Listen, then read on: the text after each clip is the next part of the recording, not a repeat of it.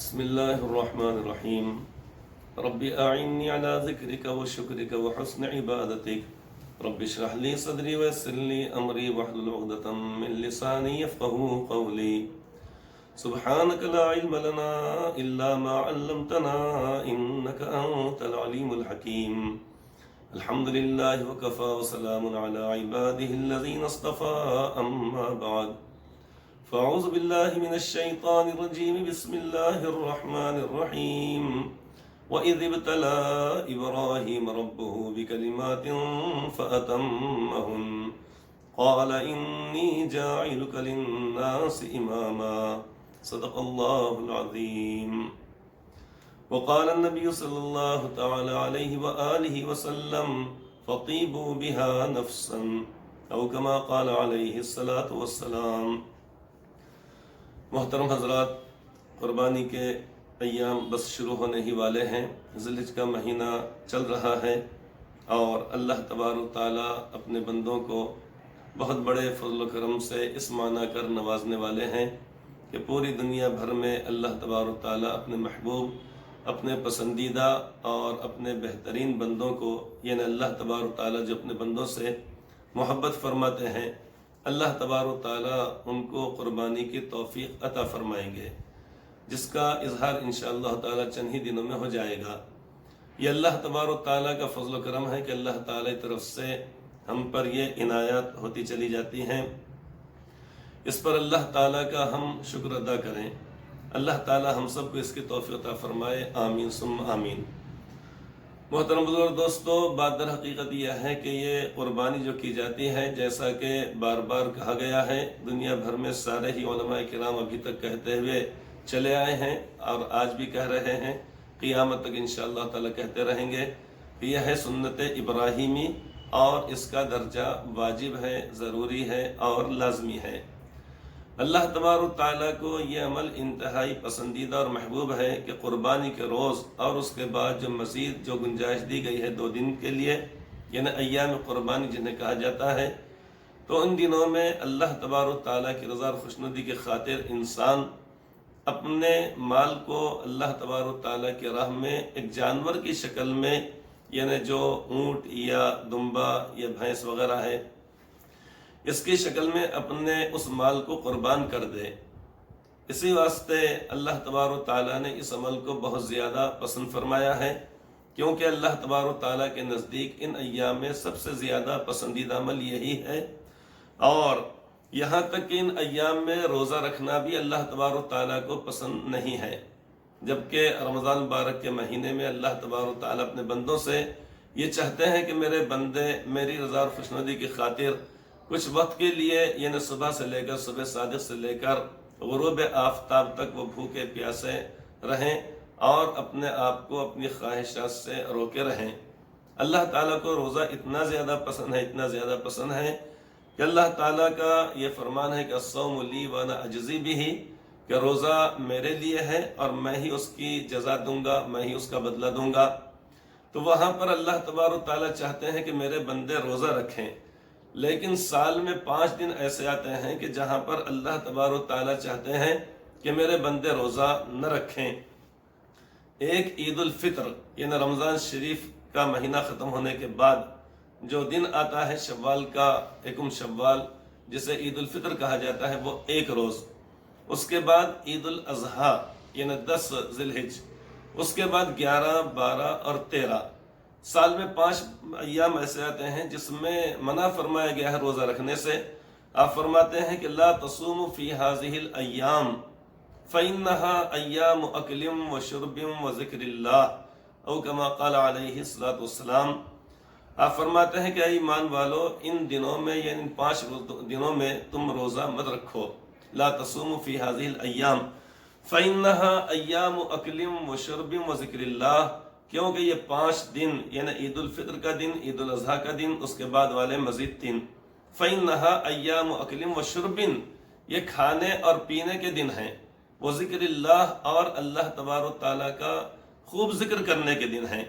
تو کھانا پینا، یعنی ویسے تو سارے کے سارے جتنے بھی جاندار مخلوقات ہیں وہ سارے کے سارے اللہ تبارک تعالیٰ ہی کے عطا کردہ روزی میں سے کھاتے ہیں، اس کے بغیر چارہ کار نہیں. لیکن اہل ایمان بطور خاص ان ایام میں اللہ تبارک و تعالیٰ کے گویا وہ مہمان ہوتے ہیں، یعنی ضیوف الرحمان گویا کے ہوتے ہیں، اللہ تبارک و تعالیٰ کے وہ مہمان ہوتے ہیں. اگر مہمان گھر میں آنے کے بعد اگر کھائے نہیں، اگر خالی رہے، قیام کرے، طویل قیام کرے، 1 ہفتہ 2 ہفتہ 8 دن 15 دن، لیکن کھانے سے گریز اگر کر رہا ہے تو میزبان کو اس کا یہ عمل بڑا شاق گزرتا ہے، اچھا نہیں معلوم ہوتا ہے. تو اللہ تبارک و تعالیٰ کے نزدیک یہ ایام ایسے ایام ہیں، اللہ تعالیٰ چاہتے ہیں کہ میرے بندے خوش رہیں. اسی واسطے حکم یہ بھی دیا گیا ہے کہ قربانی کے جانور کو جب ذبح کیا جائے اور اس کے بعد جب گوشت کی تقسیم ہو تو مستحب اور مسنون عمل یہ کہلاتا ہے کہ اس میں 3 حصے کیے جائیں. ایک خود اپنے اہل و عیال کے لیے، اپنے بیوی بچوں کے لیے جو ہمارے زیر کفالت ہیں ان کے لیے. دوسرا حصہ رکھا جائے اپنے رشتہ داروں کے لیے، عزیز و قریب، دوست احباب کے لیے. اور تیسرے حصے کو تقسیم کر دیا جائے غرباء، فقراء، ضرورت مندوں میں تقسیم کر دیا جائے تاکہ سب کے سب لوگ کھانے پینے والے رہیں، خوش رہیں. تو آپ فرماتے ہیں کہ ان دنوں میں روزہ مت رکھو کیونکہ کھانے پینے کے دن ہیں. وہ ذکر اللہ اور اللہ تبارک تعالیٰ کا ذکر، اللہ تعالیٰ کی یاد. یعنی ایک تو یہ ہے کہ نمازوں کی پابندی ہے تو لازمی ہے، یہ نہیں کہ بھئی آج نماز کیوں چھوٹ گئی، جماعت کیوں چھوٹ گئی، رکعت کیوں چھوٹ گئی، سنت کیوں چھوٹ گئی، تو معلوم ہوا کہ بس قربانی کا جانور ذبح کیا گیا، کھا رہے تھے، پی رہے تھے، یہ تقسیم کرنے کے اندر لگے ہوئے تھے. نہیں، بلکہ وہ عمل بھی ہونا چاہیے، نماز اپنے وقت میں ہونا چاہیے.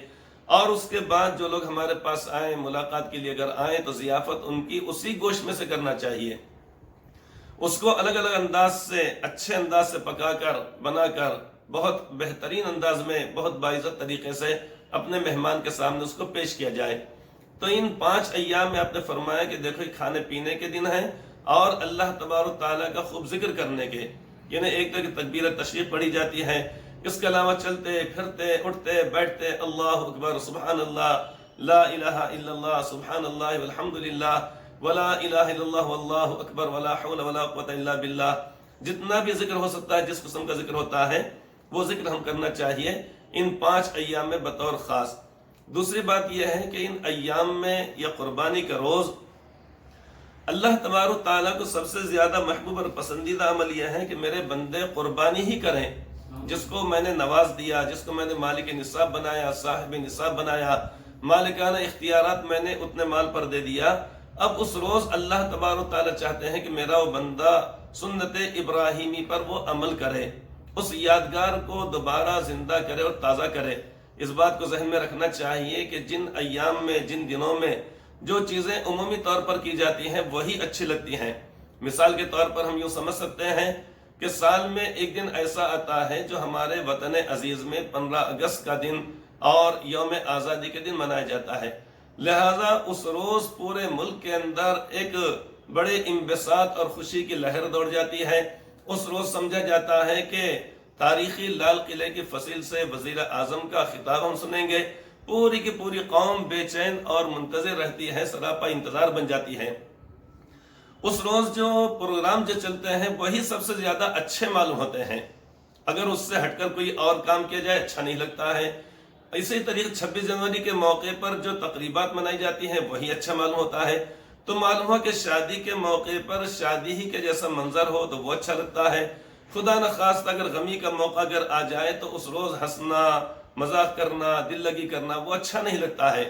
تو اسی طریقے سے یوم النحر کو یعنی عید الاضحیٰ کے روز سب سے بہترین، سب سے عمل، سب سے پیارا پسندیدہ عمل، سب سے عمدہ عمل اللہ تعالیٰ کو یہ قربانی والا عمل ہے. اس لیے آپ نے فرمایا کہ ما عمل ابن آدم من عمل یوم النحر احب الی اللہ من احراق الدم. آپ فرماتے ہیں کہ ابن آدم نے، حضرت آدم علیہ السلام کے بیٹے نے قربانی کے روز اس عمل سے بہترین کوئی اور عمل کیا ہی نہیں. ما عمل ابن آدم عمل یوم النحر احب الی اللہ، جو اللہ تعالیٰ کے نزدیک انتہائی پسندیدہ ہو. کیسے؟ من احراق الدم. آپ فرماتے ہیں کہ خون بہانے سے. خون بہانے سے مراد یہ ہے کہ جانور کی قربانی کرنا، متعینہ جانور جو اللہ تعالیٰ نے ہمارے لیے حلال کیے ہیں، شریعت نے جو بتلایا ہے فلاں فلاں فلاں جانور کی قربانی کی جائے. تو من احراق الدم، اللہ تعالیٰ کو سب سے زیادہ محبوب اور پسندیدہ عمل قربانی کے روز قربانی ہی ہے. اس کے بعد آپ نے آگے بڑی ہی پیاری باتیں مزید ارشاد فرمائی ہیں، غور کرنے کی بات ہے۔ آپ فرماتے ہیں کہ وَإِنَّهُ لَيَأْتِي يَوْمَ الْقِيَامَةِ بِقُرُونِهَا وَأَشْعَارِهَا وَأَظْلَافِهَا، قیامت کے روز اس شخص کا جانور جس نے دنیا میں جس جانور کی قربانی کی ہے، قیامت کے روز جب آئے گا وہ، تو اللہ تبارک و تعالیٰ اس قربانی کرنے والے شخص کو اس کے سینگوں کے برابر ثواب دیں گے۔ کیا مطلب ہوا کہ قربانی کے جانور پر جو سینگ ہے، اب اس سے اندازہ ہم یہ کر سکتے ہیں اللہ تعالیٰ کی رحمت وسیع ہے کہ اس جانور کے یعنی سر کے اوپر 2 سینگ ہوتے ہیں، اس کا مطلب ہے دو نیکی ہماری اور بڑھ گئی۔ اللہ تعالیٰ کی رحمت وسیع ہے، اللہ تعالیٰ اس کے وزن کے مطابق بھی انشاءاللہ تعالیٰ ثواب دے دیں گے، امید رکھنا چاہیے۔ تو آپ نے فرمایا بِقُرُونِهَا وَأَشْعَارِهَا، اور اس کے جسم پر جتنے بال ہیں اس کے بال کے بدلے میں اللہ تعالیٰ ایک ایک نیکی عطا فرماتے ہیں۔ اسی طریقے بِقُرُونِهَا أَشْعَارِهَا وَأَظْلَافِهَا فرماتے ہیں کہ اس کے کھروں کے مطابق ہر جانور کو اللہ تعالیٰ نے 4 پیر عطا فرمائے ہیں۔ اس کا مطلب یہ ہے کہ 4 پیروں میں 4 کھر اس کے ہوتے ہیں۔ جیسے ہم یہاں پہ کھانا کھاتے ہیں، پائے کھاتے ہیں ایک مثال کے طور پہ، تو تمام گوشت میں سب سے لذیذ ہم کو کھر کا گوشت لگتا ہے۔ یقین جاننا چاہیے کہ قیامت کے روز جب اللہ تبارک و تعالیٰ کھر کے مطابق بھی جو عطا فرمائیں گے، جیسے یہاں پر کھر کا گوشت لذیذ لگتا ہے، اس سے زیادہ لذت ہم کو اس وقت معلوم ہوگی جب قیامت کے روز اللہ تبارک و تعالیٰ اس کھر کے عوض میں ثواب عطا فرمائیں گے۔ اس میں جو لذت ہوگی اس ثواب کے لینے کے اندر، اس عوض کے اندر لینے کے اندر، اس کے بارے میں صرف آج کہا سنا جا سکتا ہے۔ اس کی لذت تو انشاءاللہ تعالیٰ آخرت میں جانے کے بعد معلوم ہوگی۔ تو آپ فرماتے ہیں کہ وَإِنَّهُ لَيَأْتِي يَوْمَ الْقِيَامَةِ بِقُرُونِهَا وَأَشْعَارِهَا وَأَظْلَافِهَا، کہ قیامت کے روز جب آئے گا وہ شخص اپنے جانور کو لے کر، یا قربانی کے جانور جب آئے گا وہاں پر، تو اللہ تبارک تعالیٰ اس کے سینگوں کے برابر، کھر کے برابر اور اس کے بالوں کے برابر اللہ تعالیٰ ثواب عطا فرمائیں گے۔ مطلب یہ ہوا کہ باقی جانور کے بدلے میں اس کے وزن کے مطابق تو ثواب ملنا وہ تو طے شدہ ہے، لیکن جانور کی کوئی چیز کہ جس کو ہم دنیا میں کھروں کو کھاتے نہیں، مطلب جو اوپر کے جو حصہ جو ہوتا ہے ٹکرا جیسے کہا جاتا ہے، ہڈی، اس کو کھایا نہیں جاتا ہے، بالوں کو کھایا نہیں جاتا ہے، سینگوں کو کھایا نہیں جاتا ہے، باقی گوشت وغیرہ کھایا جاتا ہے، لیکن قربانی کے جانور کی کوئی بھی چیز ضائع نہیں ہوگی۔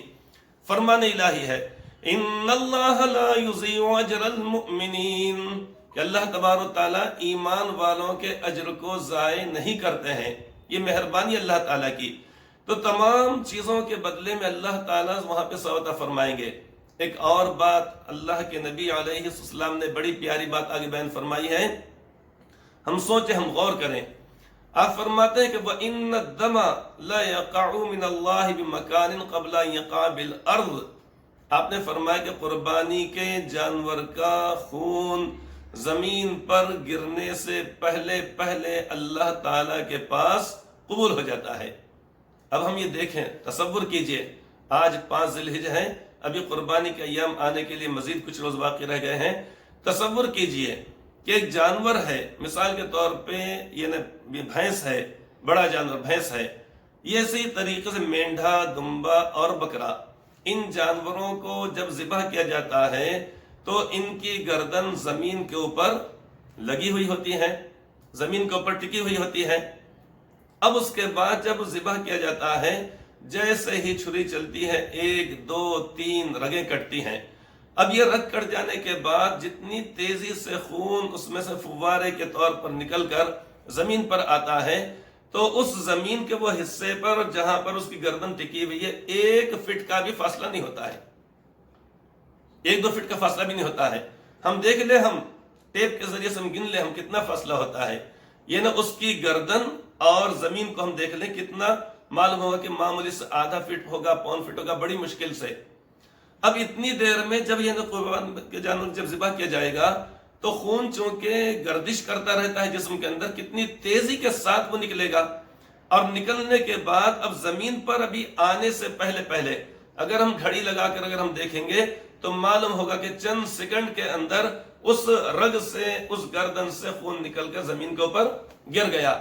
تو چند سیکنڈ اور چند لمحات کے اندر جو خون آنے میں جو وقت لگتا ہے، اس سے پہلے اللہ تعالیٰ اپنے اس بندے کے اس عمل کو اور قربانی کو اللہ تعالیٰ قبول فرما لیتے ہیں۔ کیا اللہ تبارک و تعالیٰ کی مہربانی ہے، کیا اللہ تبارک و تعالیٰ کا فضل و کرم ہے، اور کیا اللہ تبارک و تعالیٰ کی عنایت ہے۔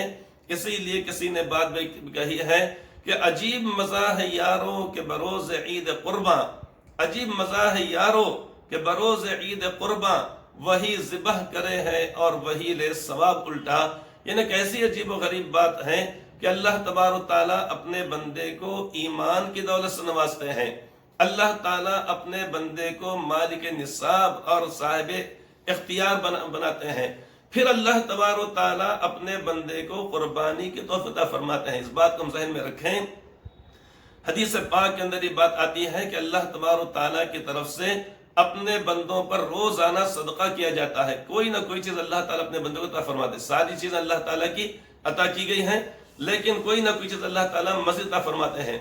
یہ بات ملتی ہے حدیث پاک کے اندر کہ کسی بندے کو نیک عمل کی توفیق ہو جانا، یہ اللہ تعالیٰ کی طرف سے بہت بڑی مہربانی ہے کسی بندے کو۔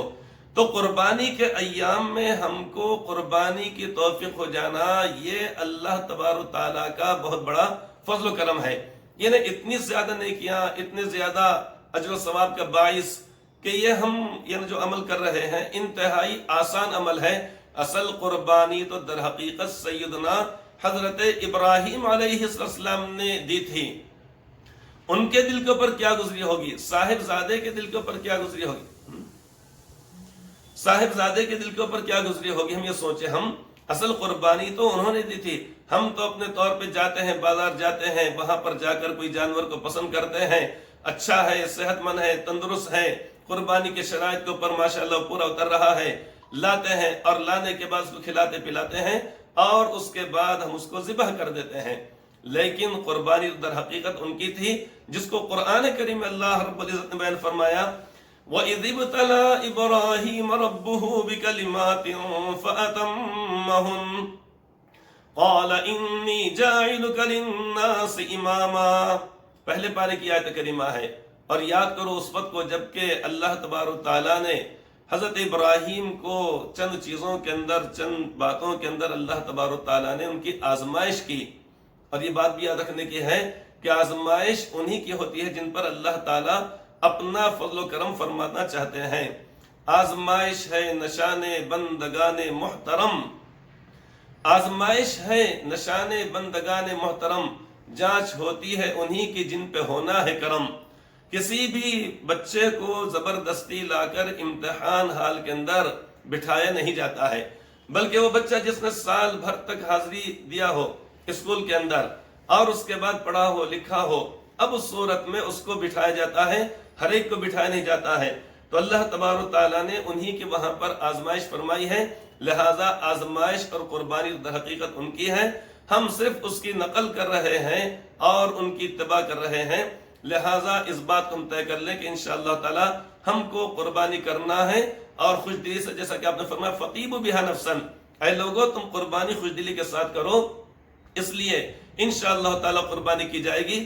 آج ہم اس مجلس کے اندر عزم بالجزم لے کر ہم اٹھیں کہ ضرور انشاءاللہ تعالی ہم قربانی کریں گے۔ اللہ تبارک تعالی ہم سب کو اس کی توفیق عطا فرمائے اور اس کو قبول فرمائے، آمین ثم آمین۔